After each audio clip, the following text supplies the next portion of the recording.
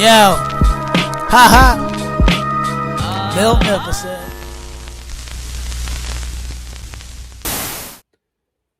Another sellout. Another limited release. Hopefully without the riot. What is good, YouTube? Your boy Miltnificent coming back with another quick video. Today, the Foamposite Galaxies drop, and I figured this was going to be a shoe much like when it debuted in NBA All-Star Weekend, at least the 2012 Galaxy Pack.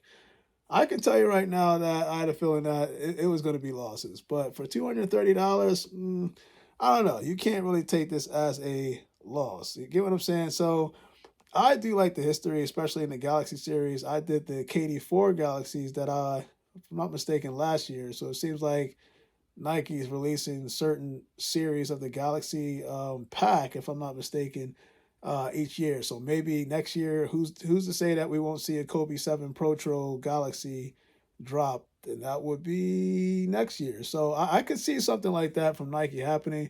But, you look at the history of the shoe, a lot of people saying it reminds them of like a kiddie shoe. But that's just people that may or may not know the history of this shoe. Because out of this Galaxy pack, I believe this was the one that caused the rioting to happen. It was the most highly coveted one. It was the most limited one back in 2012. And of course, there's a little bit more obviously in circulation for this release, but I definitely get the hype around it. Now, me taking the L on this shoe, trust me, it's not a bitch logs.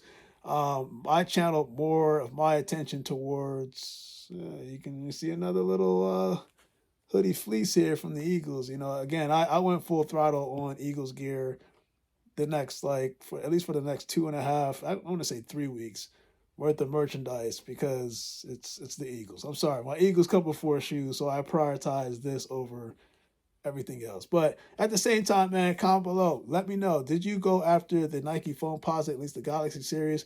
I felt like there was you had a fair chance to get it, but I felt like because this year, the way Nike's approach of doing things and releasing different shoes in volumes, that they're going to limit certain releases such as these hype releases. And people are going to see L's. Now, you can take it as an L or you can take it as a dub, because you got to think about it. That's money that's still back in your pocket to go get whatever you want later on. You know what I'm saying? So it's not really a huge loss if you take an L. I wouldn't feel discouraged if I were you guys if you took an L, but understand that hype releases like this throughout the year are going to be hard to get, just because Nike is making less quantity than they did before. And I don't know if this was the idea of the new CEO of Nike kind of taking over and making some structural changes towards the approach for Nike customers based off past experiences in terms of, supply and demand. So you have to make sure your demand is there to handle your supply, which makes it limited, makes it highly coveted more, if that makes sense, rather than just mass producing shoes, letting them sit in stores, then letting them go to the discount kind of outlet because you're just producing too much, right? So you gotta, this is part of the game, man. One year, people are complaining that they're making too much shoes, and and it's easy to get, but the price is too much. You're gonna wait for it to come down. Then the next year, they're complaining that there's not enough made. It's limited. They're getting frustrated. Got to pay resale, things of that nature. You're gonna see this game go back and forth, back and forth, back and forth. But it's all good, man. Foamposite's 2025 version versus the 2012 version, there are slight differences in terms of the structural design, but I think they kind of kept it OG. So the new Nike CEO knows what he's doing. He knows how to kind of appeal to the consumers and also create the hype. I still feel like this is a great move. My model this year. If I don't get it, on to the next. And trust me, there's so many more different Jordan/Nike releases that I'm looking at. It's going to be dope. But we will see moving forward. But your boy Miltnificent, man.